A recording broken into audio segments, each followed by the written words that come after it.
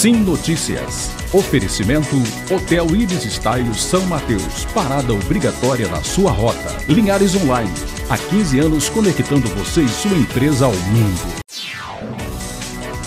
Olá, o Sim Notícias está começando. Você vai ver todos os destaques que marcaram Linhares e região nesta terça-feira. Confira na edição de hoje. Pastor Jorge Alves retorna a Linhares para novo exame de corpo de delito. Polícia Militar apreende quase 10 quilos de maconha aqui na cidade. Veículos que ficavam estacionados no entorno da Delegacia Regional de Linhares são removidos para um pátio da região. A entrevista exclusiva do nosso último bloco de hoje é sobre a vacinação contra a poliomielite no Espírito Santo. Confira também a coluna Economia e Negócios com Abel Fiorotti, direto dos Estados Unidos. E os assuntos do esporte você confere com Altemar Félix. Esses e outros destaques agora no Sim Notícias. Linhares se vê aqui.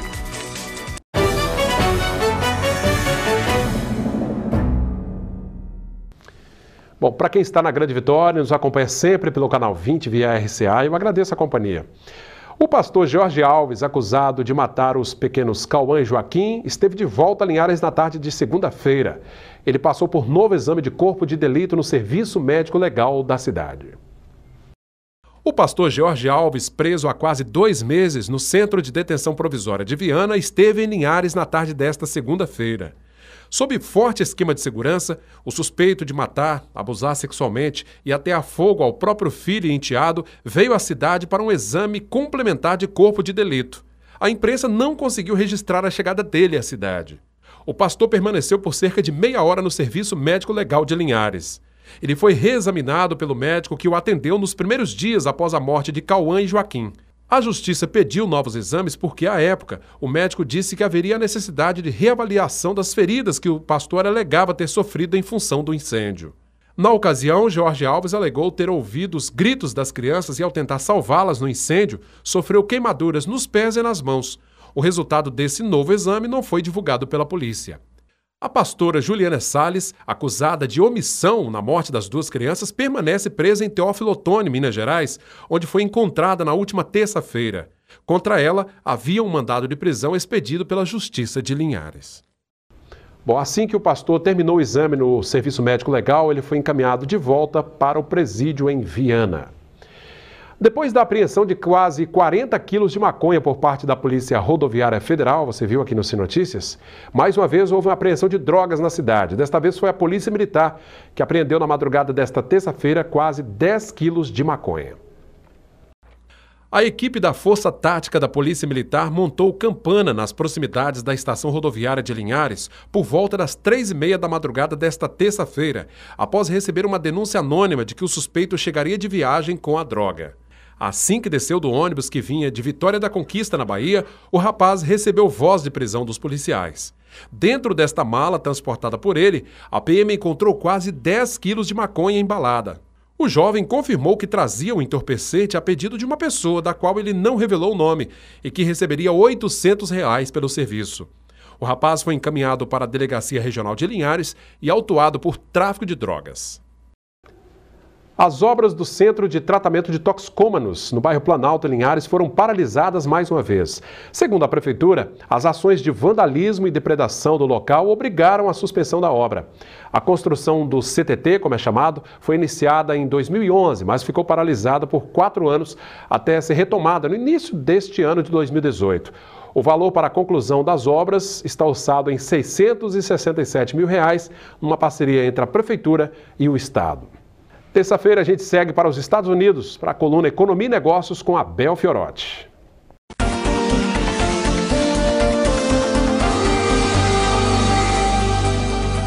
Olá, amigos da coluna Economia e Negócios, consultor Abel Fiorotti, aqui direto dos Estados Unidos, sempre repercutindo os assuntos da economia internacional, brasileira e os impactos aí na nossa região. Pois é, estamos novamente vivendo uma crise. Infelizmente, o Brasil vinha num ritmo de recuperação muito bom, com bons números, lucros de algumas empresas estatais, crescimento anunciado. Quer dizer, tudo indicava que a gente teria uma ótima recuperação já no início desse ano e para o próximo ano. E aí veio a crise política que, infelizmente, culmina numa crise econômica. Esse é um grande problema e é o que a gente tem para hoje, como diz no jargão popular. Infelizmente, estamos novamente no meio de uma crise. E o que fazer nessas épocas, Abel? Esse é um grande questionamento, eu tenho recebido vários e-mails, várias mensagens. O que eu faço? Desemprego aumentando, as empresas com dificuldade de vender, de ampliar seus negócios. O que fazer nesse cenário tenebroso de crise? Bem, em épocas de crise, abre-se também grandes oportunidades. E uma delas que eu quero passar para vocês, uma dica, é do empreendedorismo, principalmente para aquelas pessoas que perderam os seus empregos, os seus trabalhos, enfim, que estão tendo dificuldade de se recolocar no mercado. Eu recomendo fortemente que busque montar um negócio, iniciar um pequeno negócio, muitas vezes até a partir de dentro de casa, marketing multinível, enfim, focar no empreendedorismo. Mas é fácil isso? Não, obviamente que não. Você precisa planejar, você precisa de conhecimento. Nunca invista dinheiro, e muito menos o seu tempo, em algo que você não conheça. Então, o primeiro passo é conhecer, é buscar conhecimento. E para isso eu recomendo que vocês procurem o Sebrae, aí no Espírito Santo, que tem uma equipe muito bacana, muito focada, que vai te passar orientações, vai te passar consultoria, vai te passar todas as informações necessárias para que você consiga empreender com bastante sucesso. Então as oportunidades, mesmo em épocas de crise, elas existem. Cabe você não desistir, nunca desanimar e buscar aproveitá-las. Essas são as dicas de hoje. Tenham todos uma ótima e abençoada semana. Até a próxima coluna e, como sempre digo, vamos em frente. Obrigado, Abel, pela sua participação. Excelente semana e até terça-feira que vem. Vamos agora saber como fica o tempo nesta quarta-feira em nossa região. A quarta-feira, dia de jogo do Brasil, será com sol entre nuvens e sem chuva aqui na região norte. Em Linhares, mínima de 19, máxima de 31 graus. Colatina com mínima de 17, máxima de 30 graus. Em São Mateus, variação entre 15 e 28. Já em Vitória, mínima de 16 e máxima de 30 graus. E a seguir você vai ver. Veículos que ficavam estacionados no entorno da Delegacia de Polícia Civil de Linhares são removidos para um pátio da região. Centenas de motos e carros acumulados no pátio e em torno da Delegacia Regional aqui de Linhares foram removidos para outro local. A mudança aconteceu através de um convênio firmado pela Prefeitura com o Estado. Alguns veículos sequer tinham condições para rodar, mas outros eram novos e em excelentes condições. As motos também se acumulavam no único pátio da Delegacia Regional de Linhares. Sem espaço para abrigar tantos veículos, até o entorno da delegacia passou a servir de depósito para carros e motos apreendidos em operações policiais. A Rede Sim fez diversas reportagens sobre o assunto e, na época, o chefe da Delegacia Regional da cidade chegou a se queixar da responsabilidade extra para a Polícia Civil em ter que cuidar de tantos veículos. A situação agora foi resolvida e o novo chefe da delegacia explicou como isso foi possível. Graças a um convênio, que a Prefeitura Municipal de Linhares fixou com a Polícia Rodoviária Federal, e eles fizeram um adendo nesse convênio, concedendo também a possibilidade da Polícia Civil utilizar desse pátio, para a destinação de veículos que eram utilizados em crime ou produtos de crime, que as vítimas não vinham imediatamente retirá-los. Então nós conseguimos a utilização desse pátio, que proporciona uma guarda mais propícia a esses veículos e possibilitando assim que possamos utilizar desse pátio para as viaturas policiais. Sem espaços no pátio, o delegado disse que as viaturas ficavam expostas à ação do tempo. Porque o pátio já não suportava, o nosso pátio é pequeno mesmo, já não suportava a quantidade de automóveis que tinha aqui. Então, inevitavelmente, eles passaram a ser colocados nas ruas aqui, em volta da delegacia. Isso trazia um transtorno na comunidade local, acúmulo de lixo, sujeira, até água empoçada. E trazia uma preocupação à população, ao entorno. Felizmente conseguimos resolver isso e agora os veículos já não ficam aqui, rapidamente eles são levados até lá e sempre que os verdadeiros proprietários procuram o pátio, esses veículos são liberados para eles. Quem teve o veículo furtado ou roubado para uso em ações criminosas deve procurar a Delegacia de Polícia Civil de Linhares, apresentar os documentos para conseguir resgatar o bem. Não, primeiro tem que procurar a Polícia Civil para fazer a liberação, comprovar que é o proprietário, né, fazer as vistorias necessárias, e o delegado concede o auto de entrega ou o auto de depósito do bem para a pessoa voltar a utilizá-lo, né? Normalmente os carros que vão para o pátio são que as vítimas, os verdadeiros donos, não foram identificados, né? Em razão disso, tem uma dificuldade, uma burocracia, uma demora na liberação desses automóveis. E a gente não podia ficar com esses automóveis aqui, porque causavam uma série de transtornos, né? Agora lá já tem essa tranquilidade de eles ficarem guardados até o proprietário aparecer. Pois é, né? Esses veículos estacionados ali no pátio e também no entorno da delegacia realmente traziam um transtorno muito grande. Vamos saber como fechou o dia o mercado do café.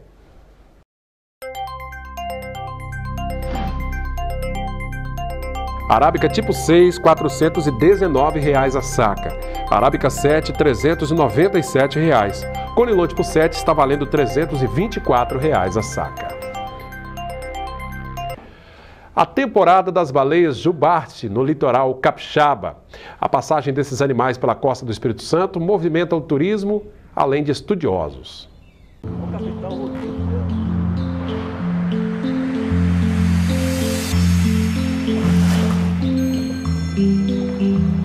Nem é preciso navegar muito para avistar as primeiras baleias. A 20 quilômetros da costa, elas começam a aparecer. Nessa época do ano, as jubarte visitam as águas capixabas para acasalar e dar luz aos filhotes.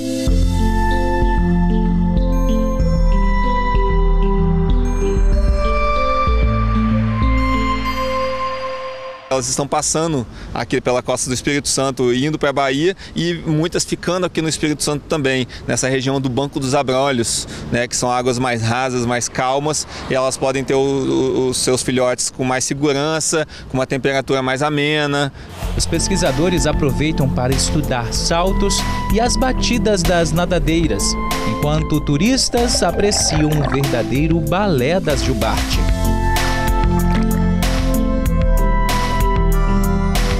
A aproximação das baleias é importante para a atividade de pesquisa e preservação da espécie. A população delas já chegou a só 800 baleias. Hoje em dia o pessoal está estimando 20 mil baleias, né? Então, quanto mais a população vai crescendo, mais a gente vai vendo baleias aqui, mais filhotes vão nascendo por aqui, né? No ano passado nós acompanhamos, inclusive, baleias com filhotes recém-nascidos aqui na costa do Espírito Santo, e esse ano a gente está na expectativa de que isso seja ainda mais marcante, ainda mais expressivo, né? Porque com o aumento da população a gente espera que nasçam ainda mais filhotes. Além das atividades de preservação, a temporada ajuda a movimentar o turismo para a observação das jubarte. A temporada de baleias jubarte vai até novembro. A observação da espécie pode ser feita por turistas e também por moradores, pesquisadores, biólogos e estudantes. O importante é o interessado procurar uma operadora de turismo náutico que esteja credenciada para essa atividade. Elas fizeram uma capacitação para fazer esse turismo de forma responsável, respeitando as baleias e respeitando os turistas. Além das baleias, durante o passeio, outras espécies podem ser observadas. Na última saída que nós fizemos, né, na segunda-feira agora, nós encontramos ao todo, né, 17 baleias contadas, separadas em grupos diferentes, e um desses grupos estava acompanhado por muitos golfinhos, né? Então os golfinhos são outra atração à parte, né? Um programa para toda a família e que promete ficar para sempre na memória.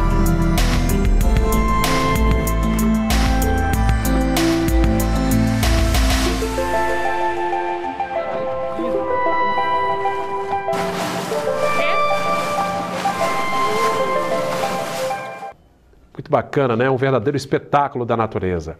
Vamos agora aos destaques do esporte com Altemar Félix.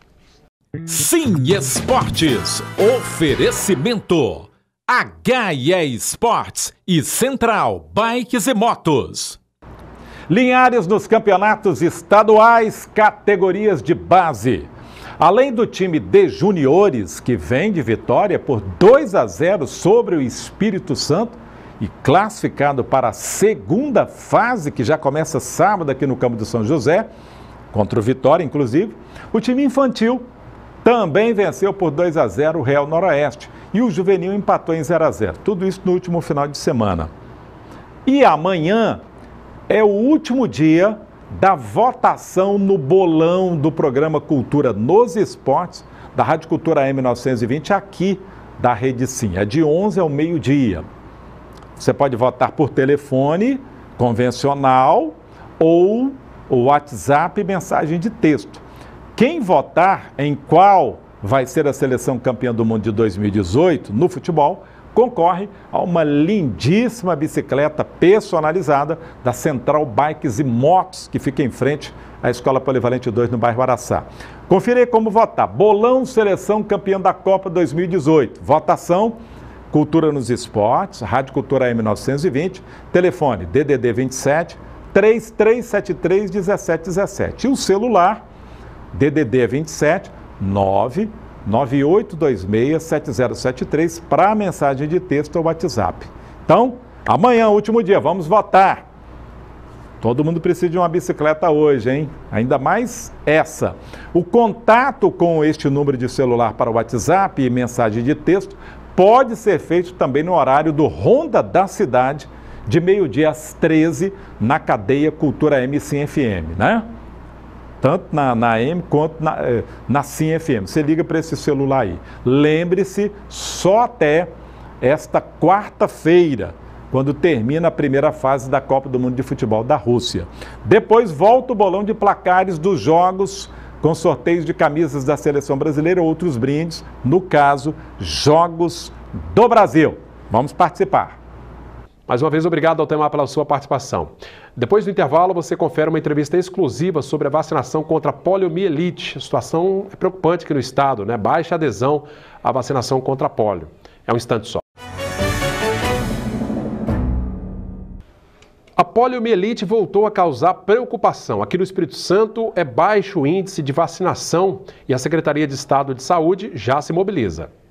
A cobertura vacinal contra a poliomielite, nos últimos 2 anos, a gente verificou uma queda. A gente ficou abaixo da cobertura vacinal, que é de no mínimo 95%. Isso preocupa porque é uma doença que está em fase de erradicação no mundo. Então, assim, a cobertura vacinal caiu, né, do público infantil aqui no estado, assim como em todo o país. Desde quando a gente erradicou no Brasil a poliomielite? A poliomielite está erradicada no país desde 1990 e, assim, é uma doença que, como eu falei, está em fase de erradicação no mundo. Então, a gente tem um compromisso internacional de manter essa doença, né, o país livre dessa doença.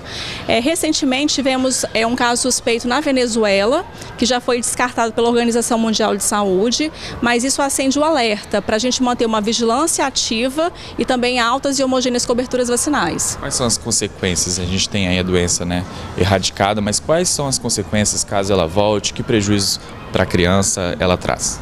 O vírus da poliomielite, ele afeta o sistema nervoso central e pode a pessoa ter sequelas, né, motoras, principalmente nos membros inferiores, mas também pode levar a óbito. E por isso é importante a gente então manter alta cobertura vacinal, né, para a gente fazer, além da imunidade individual daquelas crianças que estão recebendo a vacina, também imunidade coletiva, né, que a gente chama de imunidade de rebanho e mantendo então o país livre da doença. Quando que a criança deve tomar essa vacina? A vacina contra a polio, ela está na rotina do calendário nacional de vacinação da criança. Ela toma a vacina injetável aos 2, 4 e 6 meses e a vacina oral, o reforço, aos 15 meses e aos 4 anos de idade. Tem alguma implicação para o pai e para a mãe que deixa de levar a criança para vacinar, para tomar essa vacina que é tão importante? É importante alertar os pais que a vacinação infantil é obrigatória.